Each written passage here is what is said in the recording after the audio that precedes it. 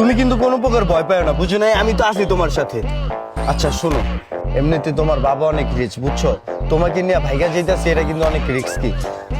পুলিশের কিন্তু একটা জায়জামেলা হইতেই পারে। আমি জানি, যদি আমাকে কোনো পুলিশ জিজ্ঞেস করে আমি বলবো আমি ওর সাথে নিজ ইচ্ছায় আসছি, আমাকে কেউ জোর করে না। আমার বাবা তোমাকে মাইনা নেয় না, তাই আমি তোমার সাথে আসছি। একদম পারফেক্ট জান। স্যার, আমারও জোর করে নিয়ে আসছে, আমার কোনো দোষ নাই। স্যার, ও আমারে বলছে, আমার বাসাতে বের হয়ে যেতে বলছে, সবকিছু নিয়ে আমি বের হয়ে গেছি। আমার আব্বুরে বললেন না, আমার কোনো এখানে দোষ নেই। আমার আব্বু জানে না, আমার দিয়ে আসবেন আমার আব্বুর কাছে, আমি যাবো। ওইসে থামা তোর নাটকবাজি, এটা আমার বন্ধু, বুঝছিস? তাই তোর পরীক্ষা করার লেগে 500 টাকা দিয়ে ড্রেস ভাড়া করে বন্ধুরে পড়ার লইছি। তুই তো প্রথম পরীক্ষায় ফেল, এখনই পুলিশ দেখে তোর এই অবস্থা, সারা জীবন তুই আমার লাগে কেমনে পার করবি? তোর লাগে সব সম্পর্ক শেষ।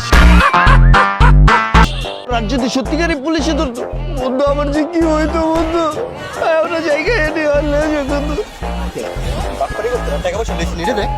আয় এটা লয়ে যে দেওয়া কি আছে, এটা সব পাল্টে কেটে আয় আয়।